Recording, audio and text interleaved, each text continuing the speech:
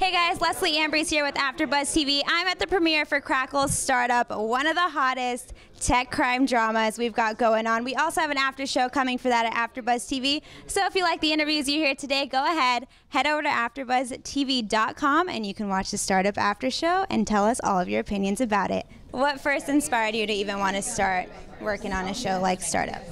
Well, I really wanted to do. I had really wanted to create a show that explored kind of this false sense of an American dream that has been promised to everybody. I think it's a very ripe time to do that, especially with this political election coming up, and really take the opportunity to explore the hypocrisy of what it is that we say is the American dream, and really pull back the curtain on what it is that actually makes America not work.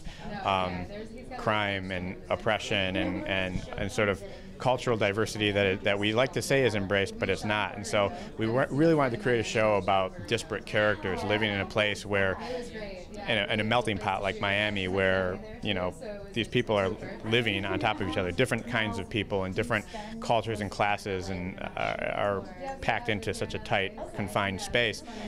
It really just felt like an incredible opportunity to make sparks happen, And then we throw in the tech and the crime aspect of it. We end up with this really exciting show. A full circle show that really draws everyone in. Did you find it difficult when even bringing people in, just being sensitive to the diversity and making sure that no one was like a token character and that they all had a good storyline behind them? Absolutely. I mean, that was first and foremost. Like when we sat down to break story in the writers' room, it was really we didn't draw these characters from where they come from. We drew them from who we wanted them to be as people, and then sort of figured out a way to apply that to the world they live in. So we did extreme, thorough research on those worlds, on Little Haiti, on Hialeah, on the financial world in Miami, financial crime, FinCEN, everything. We really wanted to get a good sense of what it's like to be each of those characters and make sure that we did justice to the worlds that they exist in, because if we can't do that, then we've totally failed at everything. The authenticity was the most important part of this project.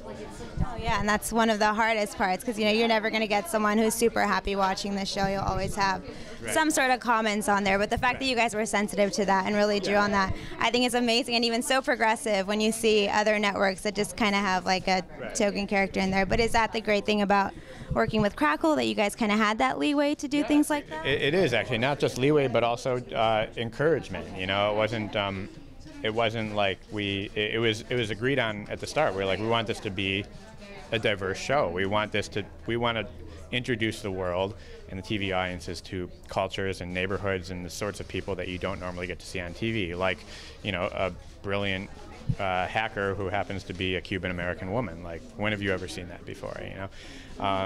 Haitian gangsters have always been, unfortunately, portrayed in movies as either dealing with voodoo or they have Jamaican accents. And that's not actually how it is in Little Haiti. Little Haiti is a very, very unique, interesting place that most TV show, I can't think of a single narrative TV show or feature film that actually does justice to what that neighborhood is about and what that community has gone through. And so this felt like a great opportunity to explore that as well. And again, with the themes, or under the themes of what our show really is, which is what has this system, this corrupt American system, done to these various different groups of people. And I'm sure, I've seen a little bit of the pilot and sure that you guys are doing an amazing job with it.